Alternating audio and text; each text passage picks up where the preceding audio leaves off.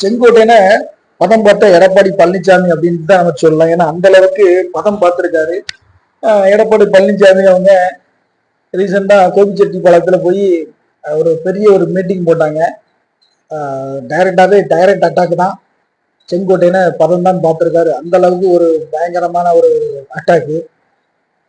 ஏதோ 2-3 நாளைக்கு முன்ன பதவியை நான் திறந்துட்டேன், நான் ராஜினாமா பண்ணிட்டேன் அப்படின்னு செங்கோட்டையன் ஏகப்பட்ட பில்டப்பு, ஏகப்பட்ட இதெல்லாம் பண்ணி ஒரே அந்த அதிமுகவே தாவேக இழுத்து கொண்டு வந்துட்டேன், அதிமுகல இருந்து எல்லாத்தையுமே கொண்டு வந்துட்டேன் அப்படிங்கிற மாதிரி ஏகப்பட்ட பில்டப் பண்ணாப்ல.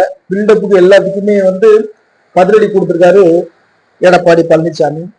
இந்த செங்கோட்டையன் வந்து உண்மையிலே திடீர்னு வெளியே போனாரா அப்படிங்கன்னா அது இல்லை. அது உண்மையான கருத்து என்னன்னா, அதிமுகவுல இருந்து கடந்த ஒரு 1.5 வருஷத்துக்கு மேலவாகவே செங்கோட்டையை வந்து உள்ளுக்குள்ள பிரச்சனை பண்ணிட்டே இருந்தாரு.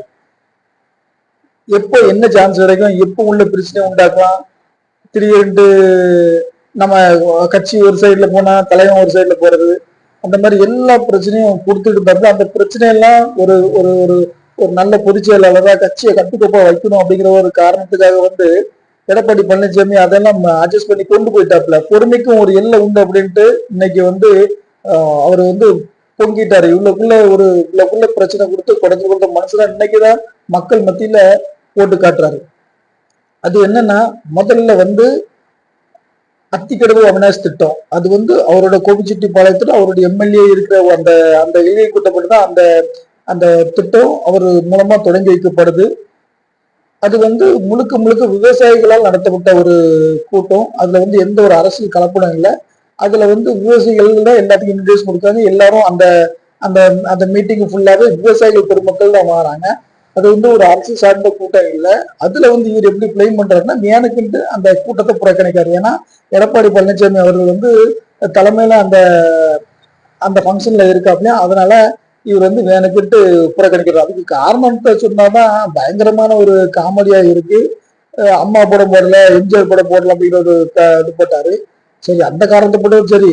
இன்னைக்கு வந்து எம்ஜிஆர் எம்ஜிஆர் படத்தையும் போட்டு அம்மா படத்தையும் போட்டு கையில வச்சுக்கிட்டு அம்மா இல்லாம இந்த ஒண்ணுக்காக ஒரு கட்சியில போய் சேர்ந்திருக்காரு. இவர் வந்து அம்மாவை அவ்வளவுக்குள்ள நேசிக்கிறவரு, எம்ஜிஆர் அவ்வளவுக்குள்ள நேசிக்கிறவரு. இருந்த கட்சியிலேயே அம்மா அவளை வளர்க்கப்பட்ட நம்ம எம்ஜிஆர் உருவாக்கப்பட்ட கட்சி இவருக்கு உள்ள இருந்து வளர்த்துருக்கலாம் இல்லையா? ஏன் இவ்வளவு ஒரு பில்டப்? சரி, ஓகே, அப்பமே அந்த தன்னுடைய பதவியை ராஜினாமா பண்ணிருக்கலாம். ஏன்னா பண்ண முடியாதுல்ல. இப்ப லாஸ்ட் டைம்ல ஒரு வருஷம், ஒரு மாசம் 2 மாசம் தான் கிடைக்குது. அந்த டைம்ல பண்ணதானே ஒரு கிளுகிழுப்பு இருக்கும். இஞ்சி போனா ஒரு மாசத்துக்கு 1 லட்சம் சம்பளம் போகும். அது 2-3 மாசம் தான். இப்ப இந்த கொண்டு நீ இந்த அளவுக்கு ஒரு ஒரு ஆட்சி சரியில்லை, அவர் ஒரு எடப்பாடி சரியான ஒரு தலைவர் இல்லை, கட்சியை பிரிவுபடுத்துற அப்படின்னா கோவப்பட்டவன் 1 வருஷத்துக்கு முன்னே 2 வருஷத்துக்கு முன்னே போயிருக்காங்களா, இந்த எம்எல்ஏ பதவியை ராஜினாமா பண்ணிருக்காங்களா. இப்போ லாஸ்ட்ல என்ன 2 மாசம் தான் கிடைக்கு, 3 மாசம் தான் கிடைக்கும் அப்படின்ட்டு பில்டப்ல அண்ணன் போயிட்டாப்ல. ரெண்டாவது என்ன ஒரு பெரிய இவரு தலைமை எம்ஜிஆர் அம்மா மேல ரொம்ப பற்று உள்ளவர். எம்ஜிஆர் அம்மாவை மீறி இரட்டைகளை மீறி எங்கேயும் போக மாட்டாப்ல. ஒரு அரசு நிகழ்ச்சி நடக்குது, மிதிவண்டி விளங்கும் விழா, மாணவர்களுக்கு மிதிவண்டி விளங்கும் விழா. அதுல அம்மா போட்டா ஒண்ணுமே இல்லையே. அதுல இவரோட எதிரி டீம் கலைஞர் போட்டாவும் ஸ்டாலின் போட்டது இருந்த இதுலதான் கலந்துக்கிட்டாரு. அதெல்லாம் எங்க அண்ணனுக்கு வருத்தம் வரல. அப்பவுமே தெரிஞ்சுக்கிட்டு அது வந்து இவங்க எல்லாமே திமுகவோட பி டீம் அப்படிங்கிறது அதில் தெரிஞ்சுக்கிட்டு, அதனாலதான் இவங்களுக்கு என்னடா அந்த கட்சியை உடைக்க முடியல, அதிமுக கட்சியை உடைக்க முடியல, எடப்பாடி ரொம்ப ஸ்ட்ராங்கா இருக்காரு, அதோட வெளிப்பாடுதான் இந்த ஓபிஎஸ், தினகரன், டிடிவி, சசிகலா அம்மா, அப்புறம் லாஸ்டா செங்கோட்டையன், என்னதோ 40 பேர் 50 பேர் வருவோம் அப்படின்ட்டு பில்டப் ஆட்டாரு. ஒரு பயலும் அங்க வரவுக்குள்ள வழியே காணும். ஏன் வரவும் மாட்டாங்க? ஏன்னா இதுவே ஒரு அறகுறை. இதை நம்பி எங்க போய? எப்பவுமே 2வதா இருந்த குரூப் தான் லாஸ்ட் வரைக்கும் 2வதா இருக்கும். இப்பதான் தன்னுடைய அனுபவத்தை வயசா கொண்டு வந்த ஒரு கட்சிய தலைவராதான் ஏத்துக்கிட்டு இருக்க தலைவன் தான் நம்ம தலைவன். இவர் வந்துட்டாரு அப்படின்ட்டு அணில் குஞ்சுகளும் தற்கொலைகளும் போடுற ஆட்டம் அப்பப்பா முடியல. யாரு என்னங்கிறது அந்த பாளையத்துக்கு நிட்டம் யாருக்கும் தெரியாது. இப்போ வந்து சேர்ந்துட்டாரு அப்படிங்கிறதா இப்போ நிறைய யூடியூப் சேனல்ல பார்க்கல எப்ப அந்த செங்கோட்டையன் யாருப்பா அப்படின்ட்டு பார்க்காங்களா, அந்த அளவுக்கு தான் பிரபலமான ஆளு. இந்த கட்சிக்குள்ள இருந்துகிட்டு பல கேம் விளையாடுனது, கட்சிக்குள்ள இருந்து எப்பதான் பிரிக்கலாம் அப்படிங்கிறதுக்கு என்ன ஒரு உதாரணம்னா, எஸ்பி வேலுமணியோட திருமணத்துல இவர் கலந்து கொள்ளவே இல்லை. ஒரு ஒரு ஒரு கட்சியோட பொதுச் செயலாளர், முன்னாள் முதலமைச்சர் இருந்தாரு, கட்சிக்கு கீழே இயங்குற இவரு அந்த எஸ்பி வேலுமணி அவரோட அந்த ப்ரோக்ராம் வரும்போது இவர் கூட வந்துருக்கணும், அதான் புரோட்டோகால். சரியா, இவர் தலைமை இங்க கெட்ட காட்டுறாராம், இங்க நான் அப்படி இப்படி என்ன மதிக்கல அப்படின்ட்டு கெட்ட காட்டுறாங்க.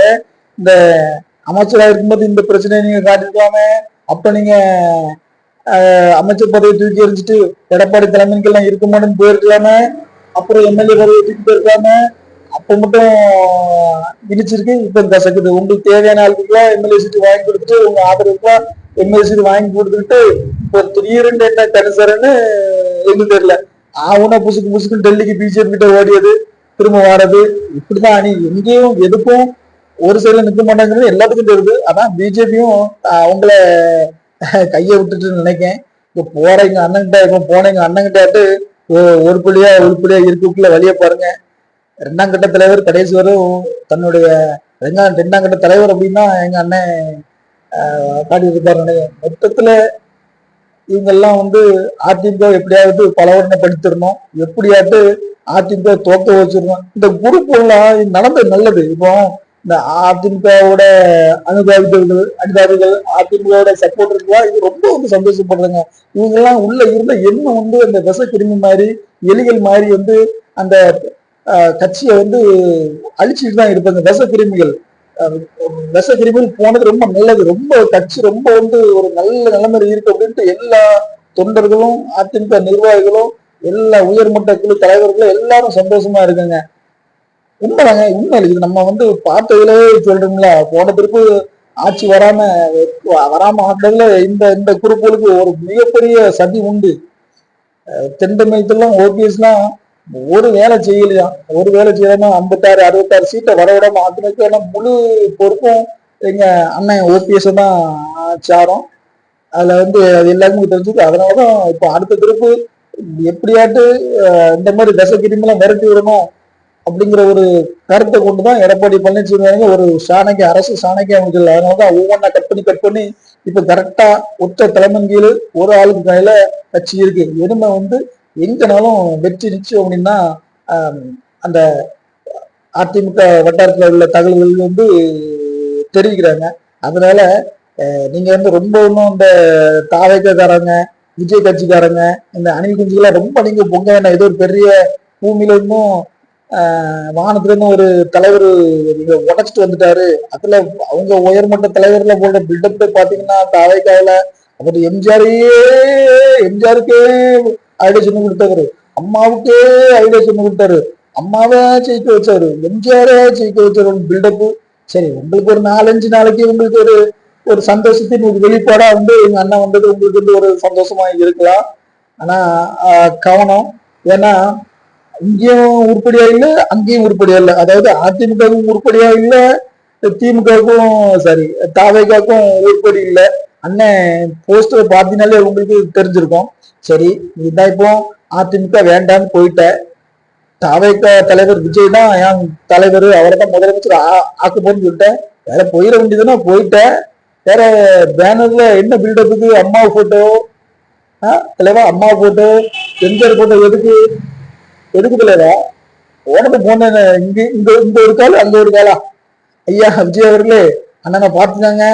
ரொம்ப ஒரு விசித்திரமான ஆள் தான்.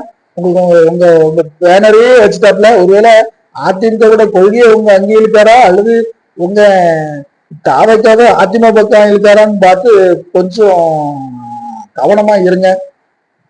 ஒட்டுமொத்தத்துல எடப்பாடியார் அவர் கோபத்தில் வெளிப்படுங்க. ஒரு மனுஷன் எவ்வளவுதான் பொறுமையா இருப்பான், எவ்வளவுதான் பொறுமையா உள்ள இருந்துகிட்டு கிண்டிக்கிட்டு போனகளை கிண்டிக்கிட்டு ரொம்ப சந்தோஷமா இருக்கு. அதன் வெளிப்பாடுதான் எடப்பாடி பேசினது.